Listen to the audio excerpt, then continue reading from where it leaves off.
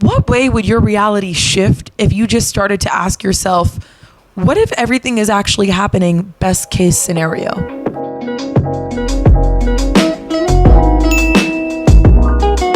Greetings, beautiful being. Welcome back to my channel, Rising with Rachel. I am Rachel, and together we rise and talking about all things cosmic and consciousness. Before we get started, don't forget to hit that like and subscribe button, as it does help our silly little human earthly algorithm. As much as I don't want to be a part of that, I do want to be a part of spreading the messages that are so deeply needed to be planted like little seeds in the consciousness of the human collective during this time, as we are on the forefront of the greatest spiritual awakening in all of human history. As we expand our individual awareness, we anchor in light codes into Earth's crystalline grid system that everybody on the planet has access to, including the planet herself. And by anchoring in these light codes, we help Earth embody the fifth dimensional planet that she was always meant to be. And all of this work starts with you, me, and our awareness. So let's get into it. Today, I want to talk to you about reframing your beliefs. What if you just stop to ask yourself, what if this is all working out for me? What if this obstacle that's making itself known right now in my reality is actually an opportunity for me to step into my highest expansion? What if this less than pleasing and desirable thing that's showing me its face during this time is actually affording me an opportunity to embody my highest self? What would reality look like for you if you chose to reframe your belief system? If you chose to look your fear in the face and ask it, what if you're wrong? What if everything is always working out for me? What if fear that's here is actually only here to protect me, but is actually no longer something I need? What if I can operate from this place of trust, of just knowing that the universe always has my back? What could reality look like? And the answer is reality would look completely different than what it is now. You see, our reality, the things that are happening externally to us, are created by our belief system. Our external world is a reflection of our internal one. And when your belief system is based in fear, scarcity, lack, anything lower vibrational, your experiences in your life are going to reflect that. But when you start to embody a belief that says, I choose to think that everything is working out for me, even the things that don't seem like they're working out for me, that's when your reality transforms. That's when all of a sudden the mundane turns into magic. That's when you can find meaning in every single thing that's happening in your life. And not only does it help you feel more peaceful, but also more trusting, higher vibrational, therefore making you a magnet for more higher vibrational things and more abundance that the universe has waiting for you on the other side of this vibrational escrow that it's been holding all this abundance in, because you have been in this lower vibrational frequency of lack. I'll give you an example. In February, I got fired from my job. Now, my belief system at the time, although not too long ago, it feels like 37 lifetimes ago, because the real ones know that you are changing on the daily, by the minutes and seconds, with every new thought you think, okay? Change is the only constant in life. But when I was fired in February, my belief system was very much still rooted in lack, was still rooted in this fear around money and where I was going to get my next paycheck from, and how I was going to even get in my car to drive to the grocery store, because how is I going to pay for gas? And I would go down this thought cycle, and emotions would follow those thoughts that weren't higher vibrational. It was hard to find meaning in why it is that I lost my job. But what made this time I got fired different than every other one was that I took this opportunity, because I couldn't go without, because I couldn't muster up the courage to get in my car and push the pedal to the metal and use the gas, because I was scared of needing to pay for gas and use money when I didn't know where my next paycheck was coming from. Because I couldn't go without, I went within. And this time I took as the opportunity to rewrite the script of my belief system.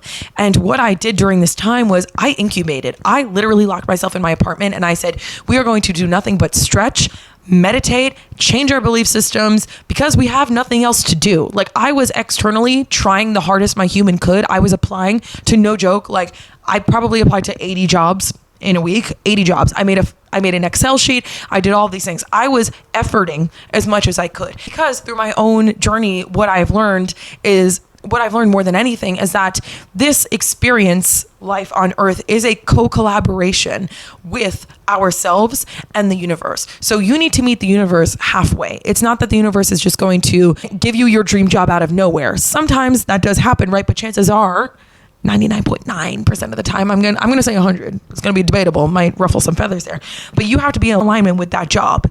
Whatever that alignment looks like for you, that the universe deems is in the place to receive that job is what it is up to the universe to decide. But you have to be in alignment with it to some degree. And what I felt in February was that I was not in alignment, because I know that fear is not my home base frequency. Lack mentality is not my soul frequency, right? Because as beings of light, as energetic soul, God, source, energetic beings, the truth of who we are is abundance, is unconditional love. There is no such thing as lack. Lack, fear, it's all an illusion. So I applied what I've been learning, which is do the work, show up as much as you can. AKA, I was applying to 80 jobs in a week, and then let the universe do the rest. Go within, right? So as I was choosing to rewrite my belief system, I started asking myself, what if everything is working out best case scenario? What if, especially in this moment, I feel like I have nothing good to believe in? I asked myself, what if it's only getting better? What if this is creating opportunity for me? Again, even though I have no idea how the this could create opportunity and expansiveness and growth for me, what if it was? What if it was? You know, something I've learned throughout all of life is that it's always in the moments where you have nowhere else to turn that when you look within, the miracles happen. So I invite you, the next time you feel like you have nowhere else to turn, to ask yourself, what if it's all just working out for me? This new way of thinking does something to unlock a new mindset, awareness within you, where you are able to receive more cosmic clarity. You know, with the universe, all you have to do is ask a question and it delivers the answer. When you ask universe, how does this get better? The universe shows you what ways it could get better. And I'm telling you, I know this is hard, okay? In February, when I got fired, literally 2 days later, I got into a car accident that cost $4,800 in damage. I got involved in some tax insurance fraud that was a $2,000 bill. I was experiencing obstacle after obstacle after obstacle, and it was all finance right after I had lost my source of income. So I felt like I was in a corner. And every time something new happened, I just chose to more delusionally believe that somehow, some way, this was working out in my favor. And it did. I'll spare you the details, but I went into a whole bunch of stuff with my car accident, and it ended up being that scratches that I caused on my own car months prior, a lot of them because I'm just a girl and I didn't know you couldn't wash your car with a sponge. I've never had a car before, okay? My car scratches that I caused myself ended up being able to be buffed out by the kind gentleman at the collision center I took my car to after the accident, kind of just updating him on my life, being like, man, I lost my job a few days ago. Now I'm here. I'm involved in this tax insurance stuff. Because of that, the guy just did a service for me he did not have to. An easily $1,000 job he gave me for free. Not only that, he worked around some ways to get me my car earlier than the release so that I didn't have to pay out of pocket for my insurance for this accident. With the tax/insurance stuff, I ended up being able to learn about making payment plans for your taxes that I never knew was even possible before. When it came to my job, I ended up finding a job I'm actually happy at. Is it my purpose? No. Is it what I want to do with my life? The furthest thing from it.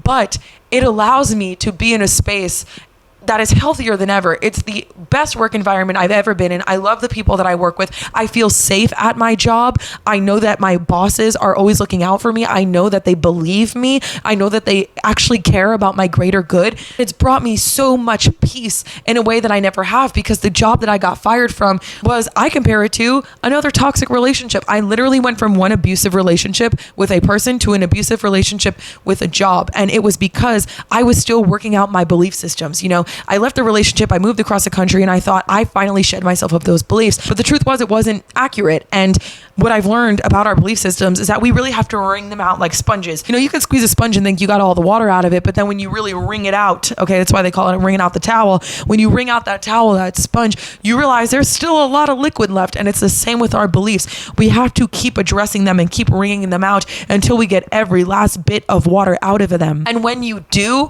when your lower vibrational beliefs run dry, you'll know, because your reality will start to change and reflect your new belief system. And that's what happened with this job. I sat for a month and a half unemployed, nervous, not knowing how I was going to pay my bills, scared about feeding my pets and myself. But I chose to hold that highest vision. I chose to say, what if this is all working out for me?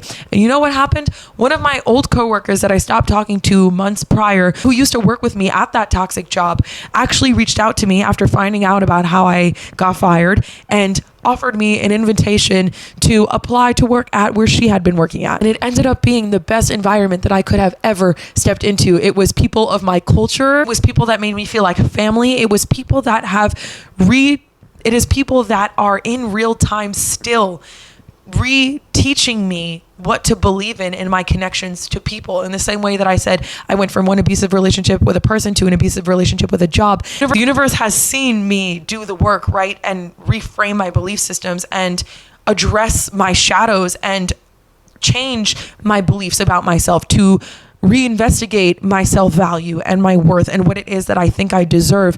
And when I started to believe in the better and hold the highest visions for myself, it started to funnel back and show itself to me in my reality. You know, we live in a third dimensional matrix. Things take time. Not only does it take time to wring out all your beliefs and get every last drop of water out of them, right?